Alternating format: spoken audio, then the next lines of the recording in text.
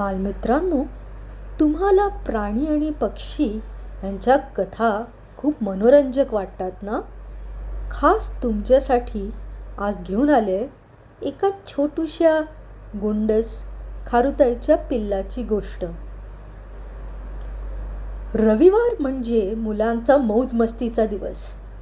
आईने केलेल्या पावभाजीवर ताव मारून अथर्व मित्रांबरोबर खेळायला घराबाहेर निघाला होता.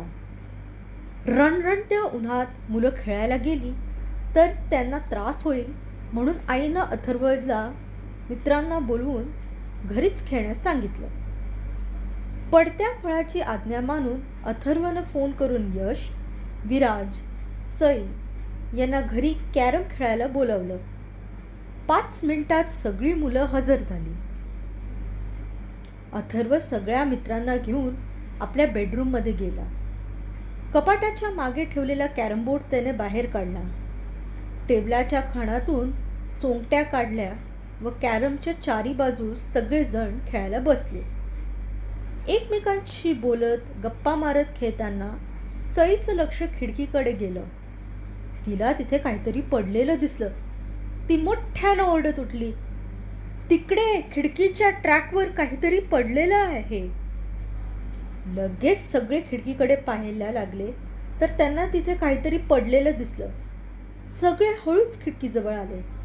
पाहतात तर काय, खिडकीच्या ट्रॅकमध्ये एक छोटं पिल्लू पडलं होतं. विस्फारलेल्या नजरेनं पाहत यश म्हणाला, "अथर्व, अरे हे तरी कसलं तरी पिल्लू आहे रे." "अरे हो रे," सगळ्यांनीच री ओढली. सगळे त्या पिल्लाला निरखून पाहू लागले. अथर्वने धावत जाऊन आईला बोलावून आणलं. आईनं पिल्लाला पाहताच ओळखलं की ते खारुताईचं पिल्लू आहे. तिनं हळूच खिडकीच्या बाहेर पिल्लाची आई दिसते का ते पाहिलं. कुणी नसल्याची खात्री केल्यावर मुलांना पिल्लावर लक्ष ठेवायला सांगून आई एखादी लाकडी किंवा पुठ्ठ्याची छोटी पेटी शोधायला घाईनं निघून गेली. शोधाशोध करताना आईचं लक्ष बाबांनी आणलेल्या द्राक्षाच्या पेटीवर गेलं. तिने सगळी द्राक्ष काढून काचेच्या मोठ्या वाडग्यात भरली. पेटी पुसून स्वच्छ केली. कपाटातून 2 मऊ कापडं काढली. एक कापडाची व्यवस्थित घडी घालून ती त्या पेटीत अंतरली. लगबगीनं ती पेटी आई बेडरूममध्ये घेऊन आली. त्या छोट्या पिल्लाला तिने अलगद उचलून दुसऱ्या कापड्यात गुंडाळलं व हळूच त्या पेटीत ठेवलं. सगळी मुलं आई काय करते हे उत्सुकतेनं पाहत होते.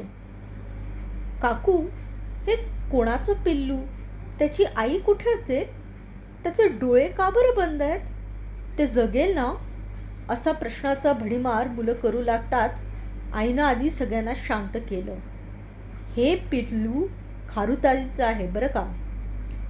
साधारण 2 आठवड्यांचं हे पिल्लू असावं. त्याला ऊब मिळावी म्हणून मी त्याला कापडात गुंडाळून ठेवलं. बहुतेक त्याची आई त्याला घेऊन जाताना ते पडलं असेल." "काकू, ते पिल्लू आपल्या आईशिवाय जगू शकेल का?" सईनं चिंतित मुद्रेनं प्रश्न केला. "आपण त्याची व्यवस्थित काळजी घेतली तर ते नक्कीच जगेल. अथर्व, माझा मोबाईल घेऊन ये.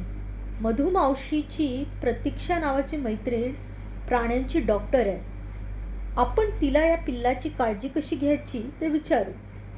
आईच्या उत्तरानं मुलांना हायसं वाटलं. अथर्वनं धावत जाऊन आईचा फोन आणला. आईनं ताबडतोब डॉक्टर प्रतीक्षाला फोन लावला. पिल्लाची काळजी कशी घ्यायची, त्याला काय खायला द्यायचं हे सगळं तिने सविस्तर सांगितलं. त्यानुसार आई मेडिकलमधून प्राण्यांसाठीची दूध पावडर, सिरिंज, कॉटन इत्यादी सामान विकत घेऊन आली. बच्चे कंपनी खारुताईच्या पिल्लाभोवती बसून होती. आईनं सिरिंजमध्ये पाणी भरलं व अलगद पिल्लाला जवळ घेऊन हळूहळू पाजलं. पिल्लू डोळे मिटून हळूहळू पाणी पित होतं. सगळी मुलं कौतुकानं पाहत होती. पाणी पाजून आईनं पुन्हा पिल्लाला कपड्यात लपेटून पेटीत ठेवलं. पेटीचं झाकण न लावता ती एका कोपऱ्यात ठेवून आई आपल्या कामाला निघून गेली. त्या दिवशी मुलं दिवसभर खारुताईच्या छोट्या पिल्ल्याच्या विचारात रमली. डॉक्टरांनी सांगितल्याप्रमाणे आई दर 2-3 तासांनी पिल्लाला पावडरचं दूध बनवून सिरिंजनं पाजू लागली. अथर्वसाठी हे सगळं नवीन होतं. आईबरोबर तोही पिल्लाची काळजी घ्यायला शिकला. 15 दिवसात पिल्लू हळूहळू द्राक्ष, कलिंगडाची छोटीशी फोड चोखून खाऊ लागलं. पिल्लू हळूहळू मोठं होत होतं. आता ते चिकू, केळं, आंब्याची फोड अशी फळं कुरतडून खायला लागलं. पिल्लाचे दात अजून मजबूत झाले नसल्याने आई त्याला मऊ मऊ खायला देत. अथर्वला त्या पिल्लाची काळजी घ्यायला आवडू लागलं. थोड्याच दिवसांनी पिल्लू इकडे तिकडे तुरतुरू तुरुतुरू पळू लागलं. ते अथर्वच्या अंगाखांद्यावर सरसर चढायचं आणि उतरायचं. त्याला भारी गंमत वाटायची. आधी पिल्लाला पेटीतून बाहेर काढावं लागायचं, पण 2 महिन्यात ते स्वतःहून बाहेर येऊ लागलं. घरभर तुरतुरू पळू लागलं. बघता बघता पिल्लू मोठ्या खारुताईसारखं दिसू लागलं. एक दिवस अथर्व पिल्लांबरोबर खेळत होता. आई म्हणाली, अथर्व, आता हे पिल्लू मोठं झालं आहे. त्याला आपल्याला जास्त दिवस घरात ठेवता येणार नाही, कारण खारुताईला आता स्वतःच्या घरात राहायला जावं लागेल. पण आई, हेही तिचंच घर हो ना? नाही बाळ, प्राणी आपल्या अधिवासात आनंदी राहतात. खारुताई झाडाच्या ढोलीत किंवा फांदीवर आपलं घर बनवून राहते. हे पिल्लू आता स्वतःचं आयुष्य आपल्या पद्धतीने जगू शकतं. आपण त्याला आपल्या घरात ठेवलं तर ते कोंडल्यासारखं होईल. आईनं अथर्वला प्राण्यांसाठी त्यांचा अधिवास कसा महत्त्वाचा आहे ते समजून सांगितलं. शेवटी तो खारुताईला सोडायला तयार झाला. रविवारी संध्याकाळी खारुताईला घेऊन अथर्व व आई जवळच्या बागेत गेले. तिथल्या एका झाडाला ढोल तयार झालेली होती. आईनं अथर्वला त्या झाडाच्या बुंध्याजवळ खारुताईला सोडायला सांगितलं.